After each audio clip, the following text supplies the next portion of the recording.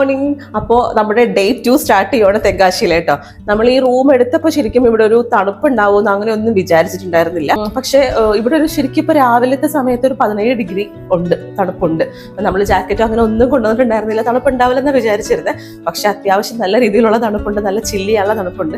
അപ്പൊ എന്തായാലും ഡേ 2 നമ്മളിപ്പം 5 ഫോൾസ് എന്ന് പറഞ്ഞാൽ വാട്ടർ ഫോൾസ് ഉണ്ട്, അതിനടുത്താണ് നമ്മൾ റൂം എടുത്തത് കഴിഞ്ഞ ദിവസം പറഞ്ഞിട്ടുണ്ടായിരുന്നല്ലോ. അപ്പൊ ഇപ്പൊ ആദ്യം അങ്ങോട്ട് പോകുന്നുണ്ട്. പിന്നെ ബ്രേക്ക്ഫാസ്റ്റ് കഴിക്കണം, നല്ല വിശപ്പുണ്ട്. ബ്രേക്ക്ഫാസ്റ്റും കഴിഞ്ഞിട്ട് പിന്നെ ബാക്കി ഇന്നത്തെ ദിവസത്തെ പ്ലാനിങ്ങുകളെല്ലാം ഓരോന്ന് പുറകെ വരും. അപ്പൊ അത് വഴിയെ കാണിച്ചു തരാം. ലാഹി സ്കൂൾ ബാഗൊക്കെ തൂക്കി എങ്ങോട്ടാണ് ലാഹി? അത് എന്താണ് നിറച്ചത്?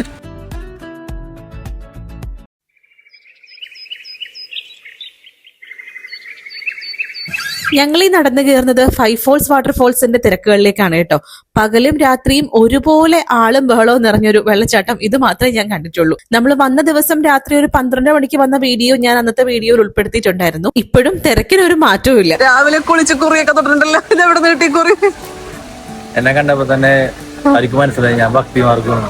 നോക്കട്ടെ, നല്ലൊരു അമ്പോച്ച കുഞ്ഞ്. അയ്യോ പാവം.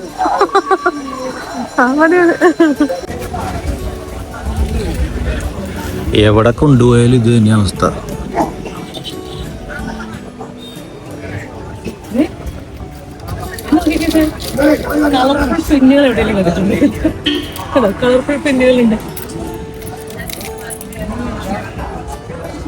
എടുത്തോ എന്തെങ്കിലും? ഇത് വേണോ? ആ എടുത്തു.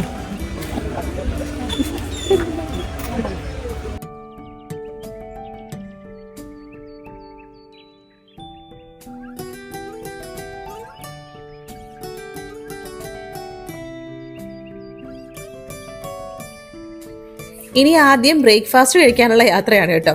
നമ്മൾ പോകുന്ന വഴിയാണ് കുട്രാലം വാട്ടർഫോൾസ്. അതിന്റെ എൻട്രൻസ് ആണ് ഈ കാണുന്നത്. ഞങ്ങളൊന്ന് ജസ്റ്റ് തലയെത്തിച്ച് നോക്കിയുള്ളൂ. ഒരു ഉത്സവത്തിനുള്ള ആളുണ്ട് അവിടെ, അതുകൊണ്ട് തന്നെ കയറുന്നൊന്നുമില്ല. നമുക്കിനി ഫുഡ് കഴിക്കാനായിട്ട് എന്താ പ്ലാൻ എന്ന് വെച്ച് കഴിഞ്ഞാൽ ഇച്ചായന് പൂരി കഴിക്കണം. ഇന്നലെ രാത്രി വരുന്ന വഴിക്ക് റോഡ് സൈഡിൽ പൂരി കണ്ടപ്പോൾ തൊട്ട് തുടങ്ങിയതാണ്. എനിക്കാണെങ്കിൽ തമിഴ്നാട്ടിലേക്ക് വന്നു കഴിഞ്ഞാൽ പൊങ്കലും കഴിക്കണം. അപ്പോൾ ഇത് രണ്ടും കൂടി കിട്ടുന്ന ഒരു കട അന്വേഷിച്ചാണ് ഞങ്ങൾ നടക്കുന്നത് കേട്ടോ. പോകുന്ന വഴി ശരിക്കും പറഞ്ഞാൽ കടകളെല്ലാം നല്ല ആക്റ്റീവാണ്. അത്യാവശ്യം നല്ല തിരക്ക് ഉണ്ട്. കാരണം ശബരിമല സീസൺ ആയതുകൊണ്ട് അയ്യപ്പന്മാര് താവളം എടുക്കുന്ന ഒരു സ്ഥലവും കൂടിയാണ് ഈ ഒരു ലൊക്കാലിറ്റിയൊക്കെ. അപ്പൊ അതുകൊണ്ട് തന്നെ എല്ലായിടത്തും അയ്യപ്പന്മാരുടെ തിരക്കുണ്ട്. ഇതാ നോക്കിക്കാൻ രാവിലെ തന്നെ അലുവക്കടയിൽ എന്തൊരു തിരക്കാന്ന്. നടന്ന് നമുക്ക് പറ്റിയൊരു കട കണ്ടുപിടിച്ചിട്ടോ. പൂരി എന്തായാലും ഫ്രണ്ടിലുണ്ടെന്ന് ഞാൻ കണ്ടു. പൊങ്കൽ ഉള്ളിൽ ഉണ്ടാവും വിചാരിക്കുന്നു. ഇത് കണ്ടോ, മഞ്ഞൾ വെള്ളമൊക്കെ തളിച്ചിട്ട് കടയുടെ ഫ്രണ്ടിൽ ഇങ്ങനെ ചെയ്തിട്ടുണ്ട്. നോർമൽ തമിഴ്നാട്ടിൽ ചെന്ന് കഴിഞ്ഞാൽ കടയിലൊക്കെ അത് കാണാവുന്നതാണ്. ഭാഗ്യത്തിന് നമ്മൾ അന്വേഷിച്ചു വന്ന 2 ഐറ്റവും ഈ കടയിലുണ്ട് കേട്ടോ. പൂരിയും ഉണ്ട്, അതുപോലെ പൊങ്കലും ഉണ്ട്. എനിക്ക് എന്താണെന്ന് അറിയില്ല, ഭയങ്കര ഇഷ്ടമാണ് പൊങ്കൽ. അതുകൊണ്ട് തമിഴ്നാട്ടിൽ വന്നു കഴിഞ്ഞാൽ എപ്പോഴും ഞാൻ പൊങ്കൽ അന്വേഷിച്ച് നടക്കാറുണ്ട്. അന്വേഷിക്കണ്ട, എങ്ങനെയാണെങ്കിലും കിട്ടാറുണ്ട് കേട്ടോ. അപ്പോ ഇതാ എന്റെ പൊങ്കൽ വന്നിട്ടുണ്ട്. അപ്പുറത്ത് അവര് 3 പേര് ഇരുന്ന് പൂരി കഴിക്കുന്നുണ്ട്. പൂരിക്ക് ചട്നിയും പിന്നെ നോർമലി ഉള്ള പൊട്ടറ്റോ മസാലയൊക്കെയാണ്. പൊങ്കൽ എനിക്ക് വെറുതെ കഴിക്കാനാണ് ഇഷ്ടം കേട്ടോ. അടുത്തിരിക്കുന്ന ആളുകളൊക്കെ ചട്നിയൊക്കെ ഒഴിച്ച് കഴിക്കുന്നുണ്ട്. പക്ഷെ എനിക്ക് ഇത് ആ നെയ്യുടെ ഒക്കെ ടേസ്റ്റ് ഉള്ളത് കൊണ്ട് ആ ഒരു ടേസ്റ്റ് മാത്രം മതി. വേറെ ഒന്നായിട്ട് മിക്സ് ചെയ്ത് കഴിക്കാൻ വലിയ താല്പര്യമില്ല. അപ്പൊ പൊങ്കൽ ലവേഴ്സ് ഒന്ന് കമന്റ് ചെയ്തേക്കൂട്ടോ. ബ്രേക്ക്ഫാസ്റ്റ് കഴിഞ്ഞ് ഞങ്ങൾ നേരെ വന്നത് ദക്ഷിണകാശി എന്നറിയപ്പെടുന്ന അരുൾമിക കാശി വിശ്വനാഥർ ടെമ്പിളിലേക്കാണ്.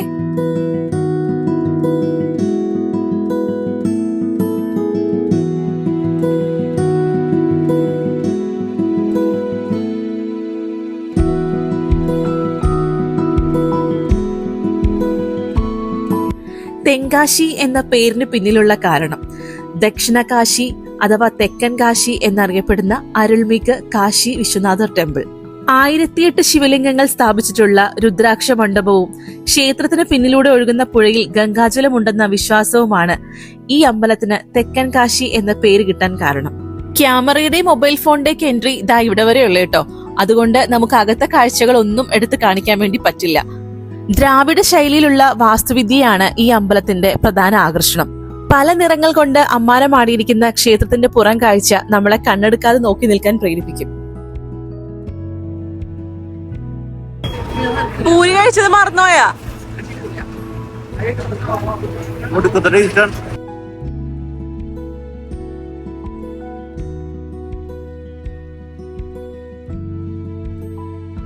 ഇവിടെ നിന്ന് പോകുന്നതിന് മുമ്പ് നമുക്കിനി ഒരു കാര്യം കൂടി ചെയ്യാനുണ്ട് കേട്ടോ.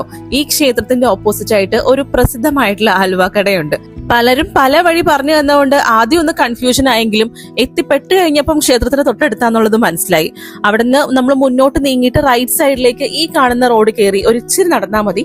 അതിന്റെ റൈറ്റ് സൈഡിലായിട്ടാണ് ഈ ഒരു ഷോപ്പ് നിൽക്കുന്നത്.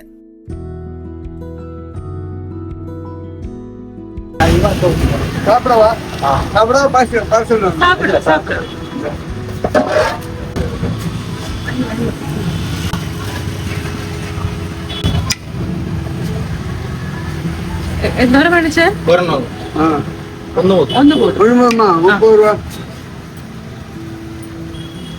30.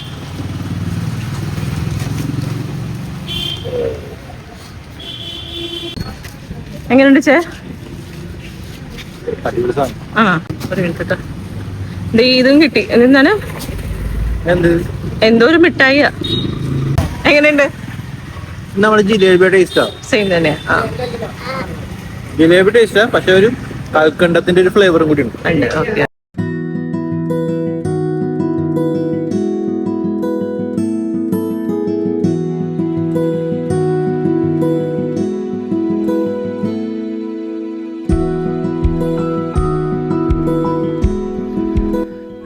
നടന്ന് ക്ഷീണിച്ച് നമ്മളെവിടെ എത്തിയേക്കുന്നത്?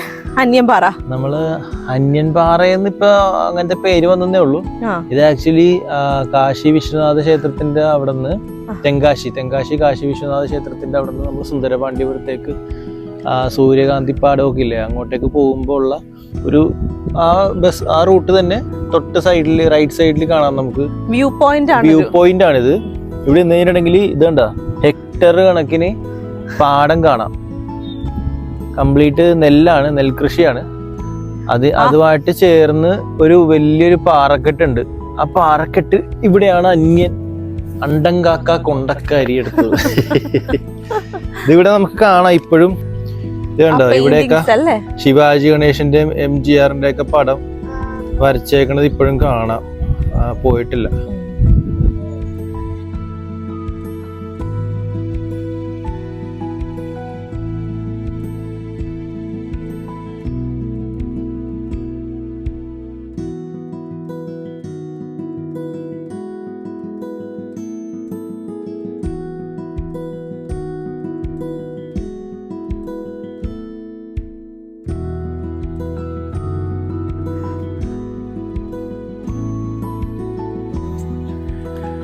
നമ്മളെ അന്യൻപാറയിൽ നിന്ന് ഇറങ്ങുവാണ്. ഇറങ്ങാൻ നേരത്ത് പ്രത്യേകം ശ്രദ്ധിക്കേണ്ട കാര്യങ്ങൾ ഞാൻ പറഞ്ഞുതരാം. നമ്മളെ കണ്ണെപ്പോഴും ഊട്ടിയിലെ കുതിരകളെ പോലെ നേരെ മാത്രം നോക്കുക. റൈറ്റ് സൈഡിലേക്ക് ലെഫ്റ്റ് സൈഡിലേക്ക് ഒരിക്കലും നോക്കരുത്. അപ്പുറത്ത് ഇപ്പുറത്തൊക്കെ അപ്പിയാണ്. ഇവിടുത്തെ നാട്ടുകാർക്ക് ഇവിടെയാണ് തോന്നുന്നു അപ്പിടുന്നത്. ഇവിടെയാണ്. ആരാണ് ചായ? നമ്മുടെ അന്യന്റെ ഡയറക്ടറാണ് ശങ്കർ വന്ന് വീഡിയോ എടുത്തത്. ഇവിടെ നിന്ന് ഇറങ്ങിയിട്ട് നേരെ ഇനി റൂമിലേക്കാണ് ചെല്ലുന്നത്. അവിടുന്ന് റൂം വെക്കേറ്റ് ചെയ്ത് സാധനങ്ങളൊക്കെ എടുത്ത് ഇറങ്ങുന്നുണ്ട്. ഇറങ്ങിയിട്ട് നമ്മള് നേരെ സുന്ദരപാണ്ഡ്യപുരത്തേക്കായിരിക്കും പോകുന്നത്. അവിടെ സൂര്യകാന്തി പാടങ്ങളൊന്നും ഇല്ല, അറിയാം, ഈ ഒരു സീസണിൽ ഉണ്ടാവില്ല. എന്നാലും ജസ്റ്റ് അതുവഴി ഒന്ന് കവർ ചെയ്ത് പോവാന്ന് ഓർത്തിട്ടാണേ. പോകുന്ന വഴിക്ക് കണ്ടൊരു കാഴ്ചയാണ്. ഒരു പുഴയുടെ നടുക്ക് അവിടെ എവിടെയായിട്ട് ചെറിയ തുരുത്തുകൾ പോലെയുണ്ട്. അതിലൊക്കെ ഓരോരോ മരങ്ങൾ നിൽക്കുന്നുണ്ട്. നമ്മുടെ നാട്ടിൽ ഇങ്ങനെ ചെറിയ തുരുത്തുകളൊക്കെ കാണുമ്പോൾ അതിൽ മിക്കവാറും കണ്ടൽ കാടുകളായിരിക്കും ഉണ്ടാവുന്നത്. ഈ മരം പിന്നെ തമിഴ്നാട്ടിലേക്ക് വന്നു കഴിഞ്ഞാൽ നമുക്ക് എപ്പോഴും കാണാൻ പറ്റുന്ന ഒരു മരം. അതിന്റെ പേരറിയില്ല, പക്ഷെ കുഞ്ഞു കുഞ്ഞു ഇലകളാണ്, കാണാൻ നല്ല ഭംഗിയാണ്.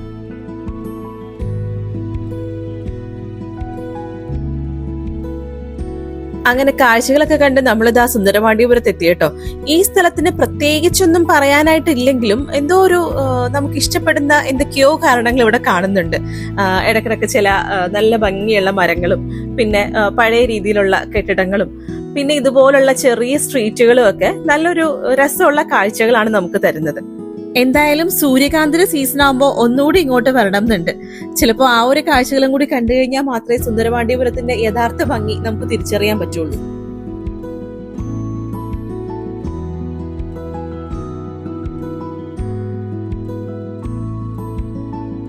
ഇതുവരെ കണ്ടില്ലല്ലോ എന്നോർത്ത ഒരാളാണ് ദാ ഈ നിൽക്കുന്നത്, കാറ്റാടി. പക്ഷേ പേരിനോട് നീതി പുലർത്താൻ വേണ്ടി പോലും ആള് നാടുന്നില്ല കേട്ടോ. നമ്മളിപ്പോ സുന്ദരപാണ്ഡ്യപുരത്ത് എത്തിയിരിക്കുന്നത് കേട്ടോ. സൂര്യകാന്തി പാടം ഇല്ല എന്നുള്ള കാര്യം നമുക്ക് അറിയായിരുന്നു. എന്നാലും തെങ്കാശി വരെ വന്ന വഴിക്ക് സുന്ദരപാണ്ഡ്യപുരം ഒന്ന് നോക്കി കാണണമെന്നുണ്ടായിരുന്നു. അപ്പൊ സൂര്യകാന്തി പാടത്തിന്റെ സ്ഥലത്തേക്ക് ഇപ്പോൾ ഓൾമോസ്റ്റ് എല്ലാം പാഡി ഫീൽഡ് ആണ് ഈ ഒരു സീസണിൽ. നമുക്ക് ഓണത്തിന്റെ സമയത്ത് മാത്രമേ സൺഫ്ലവർ ഫീൽഡ് ആയിട്ട് കാണാൻ പറ്റുള്ളൂ. പിന്നെ അത് കഴിഞ്ഞ് നമ്മൾ ഇങ്ങനെ കവർ ചെയ്ത് സുന്ദരപാണ്ഡ്യപുരത്തിന്റെ വില്ലേജസിലൂടെ ഒക്കെ വന്നുകൊണ്ടിരിക്കുമ്പോഴാണ് ഒരു അടിപൊളി കാഴ്ച നമ്മൾ കണ്ടത് കേട്ടോ. അപ്പൊ അതും കൂടി ഒന്ന് നമ്മുടെ വീഡിയോയിൽ കാണിച്ചേക്കാന്ന് വിചാരിച്ചു. ഓക്കെ.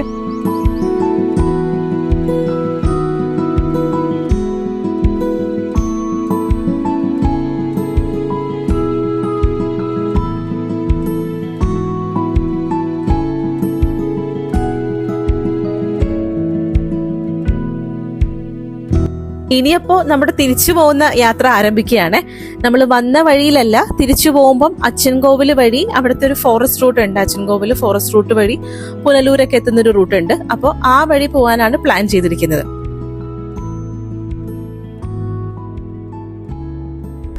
ഞങ്ങൾക്ക് ചെറിയൊരു പണി കിട്ടിയിട്ടുണ്ട്. വരുന്ന വഴിയെ അച്ചൻകോവിൽ പോകാൻ വേണ്ടി ഇറങ്ങിയത്. പക്ഷെ അവിടുന്ന് ഫോറസ്റ്റ് റൂട്ട് ഉണ്ട്. ഫോറസ്റ്റ് റൂട്ട് കാടിന്റെ ഉള്ളിൽ കൂടി പോകാൻ വേണ്ടിട്ടായിരുന്നു. അപ്പൊ ഗൂഗിൾ മാപ്പ് ഇട്ടപ്പോ നമ്മൾ അച്ചൻകോവിൽ എന്നാണ് ഇട്ടത്. അപ്പൊ പക്ഷെ നോർമൽ റൂട്ടിലാണ് ഗൂഗിൾ മാപ്പ് വന്നത്. ഞങ്ങൾ ഏകദേശം ഇപ്പൊ എവിടം വരെ വന്നിച്ചായ ഈ സ്ഥലം സെങ്കോട്ടയൊക്കെ കഴിഞ്ഞ് പോകുന്നായിരുന്നേ. കേരള ബോർഡർ ക്രോസ് ചെയ്തതാണ്. പക്ഷെ ഇനിയിപ്പോ ഇനി അച്ചൻകോവില് ഫോറസ്റ്റ് റൂട്ട് പോകണമെന്നുണ്ടെങ്കിൽ നമ്മൾ തിരിച്ച് തെങ്കാശിക്ക് തന്നെ പോയി അവിടെ സെങ്കോട്ടയിൽ പോയി അവിടെ മേക്കര വില്ലേജ്, നമ്മൾ ഇന്നലെ കണ്ട മേക്കര വില്ലേജിന്റെ ആ സ്ഥലത്തേക്കൊക്കെ പോയിട്ട് അവിടെ നിന്ന് മാത്രമേ ഫോറസ്റ്റ് റൂട്ട് കയറാൻ പറ്റുള്ളൂ. തിരിച്ച് ഒരു എത്ര കിലോമീറ്റർ തിരിച്ചു പോകണേന്? 10-25 കിലോമീറ്റർ വീണ്ടും നമുക്ക് തിരിച്ചു പോകണം. വേണമെങ്കിൽ ഞങ്ങൾക്ക് ഈ റൂട്ട് തന്നെ എന്നാ പിന്നെ വിട്ടേക്കാന്നോർത്ത് പോകായിരുന്നു. പക്ഷെ ഫോറസ്റ്റ് റൂട്ടിൽ പോവാൻ തിരിച്ചു വരുമ്പോഴൊന്ന് നന്നായിട്ട് പ്ലാൻ ചെയ്ത് ആഗ്രഹിച്ചൊക്കെ ഇരുന്നത് കൊണ്ട് പിന്നെ വലിയ സമയം ലേറ്റ് ആയിട്ടില്ല. അതെ അതെ, നമ്മൾ ഇതുവരെ പോയിട്ടില്ല ആ ഫോറസ്റ്റ് റൂട്ട്. ഏറ്റവും ഡേഞ്ചറസ് ആയിട്ടുള്ള ഫോറസ്റ്റ് റൂട്ട് എന്ന് പറയുന്നുണ്ട്. അപ്പൊ എന്തായാലും നമുക്ക് തിരിച്ചു പോയിട്ടാണെങ്കിലും ഒന്ന് അച്ചൻകോവിൽ ഫോറസ്റ്റ് റൂട്ടിൽ കൂടി തന്നെ എക്സ്പീരിയൻസ് ചെയ്യാമെന്ന് ഓർക്കുന്നു. അങ്ങനെ നമ്മൾ വീണ്ടും സെങ്കോട്ടയിലേക്ക് തിരിച്ചെത്തിയിരിക്കുകയാണ്. അപ്പോ അതായത് നമ്മൾ ഇന്നലെ തിരുമലൈക്കോവിലിൽ നിന്ന് വാങ്ങിച്ച പാൽപേടയാണ് കേട്ടോ. ചെറിയൊരു ബ്ലോക്ക് ഒക്കെ വന്നപ്പോ വിശ്രമവേളകൾ ആനന്ദകരമാക്കാൻ വേണ്ടിട്ട് എടുത്തതാ. ഇതാ ഈ സ്ഥലം ഓർമ്മയുണ്ടോ? നമ്മൾ കഴിഞ്ഞ എപ്പിസോഡില് മേക്കര വില്ലേജിലേക്കും അടവിനയന ഡാമിലേക്കൊക്കെ പോകുന്ന റൂട്ട് കാണിച്ചിട്ടുണ്ടായിരുന്നു. ഇവിടുന്ന് റൈറ്റിലേക്ക് പോകുമ്പോഴാണ് ആ ഹെക്ടർ കണക്കിന് പാടങ്ങളൊക്കെ കഴിഞ്ഞ് ഡാമിലേക്ക് പോകുന്നത്. ഈ ലെഫ്റ്റിലേക്കുള്ള റൂട്ട് എടുത്തു കഴിഞ്ഞാലാണ് നമുക്ക് അച്ചൻകോവിൽ വഴിയുള്ള ഫോറസ്റ്റ് റൂട്ട് കിട്ടുന്നത്. നമ്മളപ്പോ മേക്കരയിൽ നിന്നുള്ള ചെക്ക് പോസ്റ്റ് ആണ് ഈ കവർ ചെയ്യുന്നത് കേട്ടോ. മേക്കരയിൽ നിന്നുള്ള ചെക്ക് പോസ്റ്റ് കടന്നു ഇപ്പോ അച്ചൻകോവിൽ വഴിയുള്ള കാനന പാതയിലേക്ക് എൻ്റർ ചെയ്യാണ്. പക്ഷെ എന്താണെന്ന് അറിയില്ല, ഭയങ്കര ഒരു ബ്ലോക്ക് കാണുന്നുണ്ട്. ഇതെന്താകും അവസ്ഥയെന്ന് ഒരു ഡൗട്ട് ഉണ്ട് ഈ ബ്ലോക്ക് കണ്ടിട്ട്. ഇതുവരെ വന്നൊരു റൂട്ട് പോലെയല്ല, നല്ല തിരക്കുണ്ട്, വാഹനങ്ങളെല്ലാം നിർത്തിയിട്ടിട്ടുണ്ട്. എന്തായിരിക്കും എന്നാവോ? അടിപൊളി, സബാഷ്.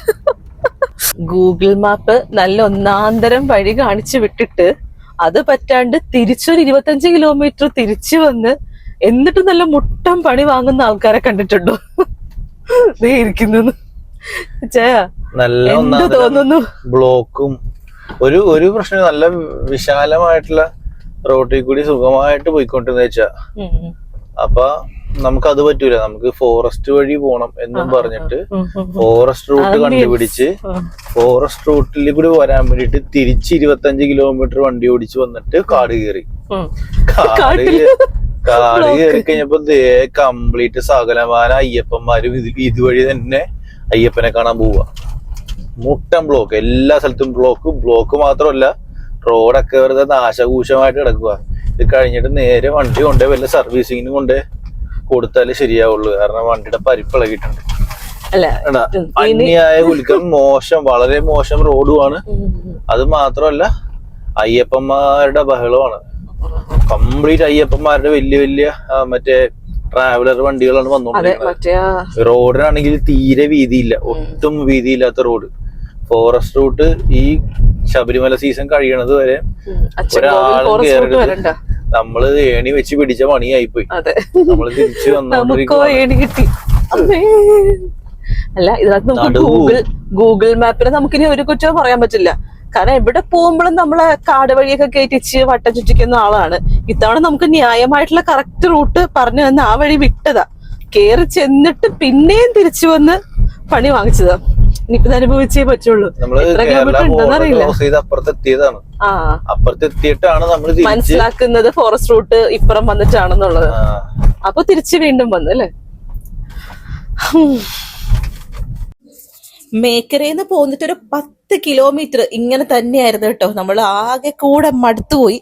പിന്നെ അത് കഴിഞ്ഞ് നമുക്കൊരു രക്ഷ കിട്ടിയത് എങ്ങനെയാന്ന് വെച്ച് കഴിഞ്ഞാല് കുമ്പാവരട്ടി വാട്ടർഫോൾസ് ഉണ്ട്. ഒരു 10 കിലോമീറ്റേഴ്സ് ഇങ്ങ് പോന്നു കഴിയുമ്പോൾ അവിടെ എത്തിക്കഴിഞ്ഞപ്പോൾ എനിക്ക് തോന്നുന്നു കുറെ വണ്ടികൾ അവിടെ നിന്നു, വാട്ടർഫോൾസ് കാണാൻ വേണ്ടി നിന്നു. അല്ലെങ്കിൽ ഇനി വേറെ ഏതെങ്കിലും വഴി അവിടെ നിന്ന് ഉണ്ടായിരുന്നെന്ന് എനിക്കറിയില്ല.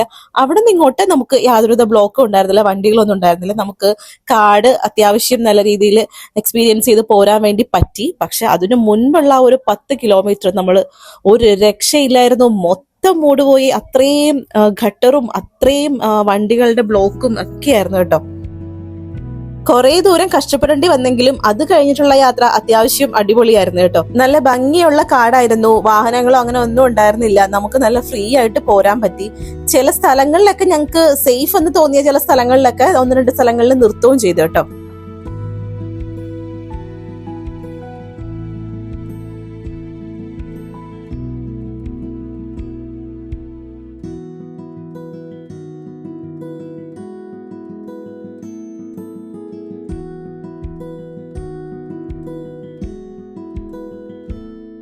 കുറച്ച് ദൂരം മുന്നോട്ട് പോന്നു കഴിഞ്ഞപ്പോൾ നല്ല ഭംഗിയുള്ള ഒരു ലൊക്കേഷൻ കണ്ടു കേട്ടോ. അപ്പൊ ഞങ്ങൾ പയ്യൊന്ന് വണ്ടി നിർത്തിയേക്കുവാണ്. ഒരു പുഴയുടെ സൈഡാണ്, എന്നാൽ ആഴോ കാര്യങ്ങളൊന്നുമില്ല, ഒഴുക്കൊന്നുമില്ല. കുറച്ച് സേഫ് ആയിട്ട് ഫീൽ ചെയ്യുന്നുണ്ട്. പിന്നെ നമ്മൾ വരുന്ന വഴി ഒരു ചെറിയ അമ്പലവും പിന്നെ കുറച്ച് വീടുകളൊക്കെ കണ്ടിട്ടുണ്ടായിരുന്നു ഈ കാടിനുള്ളിൽ. അപ്പോൾ ഏതാണ്ട് മനുഷ്യവാസമുള്ള ഏരിയ തന്നെയാണ്. എങ്കിൽ പിന്നെ കുറച്ചു നേരം ഒന്ന് റിലാക്സ് ചെയ്തിട്ട് പോവാന്ന് ഓർത്തു.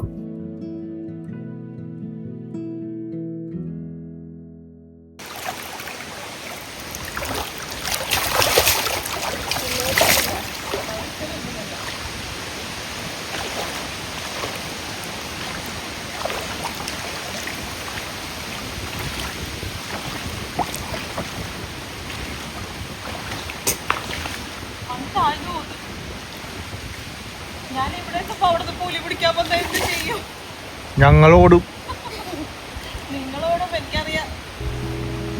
പക്ഷെ ഞാനോടില്ല.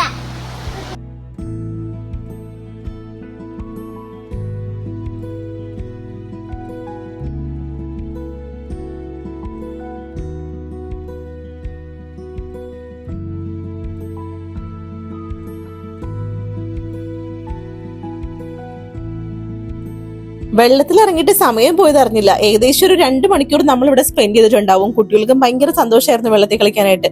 ഒരു വിധത്തിലാണ് നമ്മൾ വിളിച്ചുകൊണ്ട് പോകുന്നത്. അവിടുന്ന് പോന്നു കഴിഞ്ഞപ്പോ പോരും വഴി നമുക്കൊരാളെ കണ്ടു കിട്ടി കേട്ടോ. ഒരാളല്ല, 2 പേരുണ്ടായിരുന്നേ.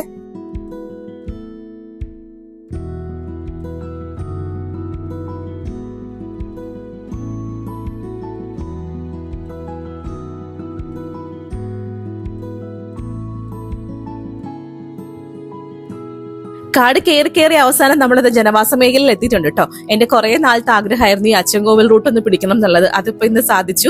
ഓവറോൾ എക്സ്പീരിയൻസ് നോക്കിക്കഴിഞ്ഞാൽ നല്ലതായിരുന്നു. പക്ഷേ സ്റ്റാർട്ടിങ്ങിലും അതുപോലെ എൻഡിങ്ങിലും നമുക്ക് കുറച്ച് ബുദ്ധിമുട്ടുകൾ ഉണ്ടായി. സ്റ്റാർട്ടിങ്ങിൽ ആ ബ്ലോക്കും കട്ടറും വന്നപ്പോൾ നമുക്ക് ഭയങ്കര ഒരു ബുദ്ധിമുട്ടായിരുന്നു.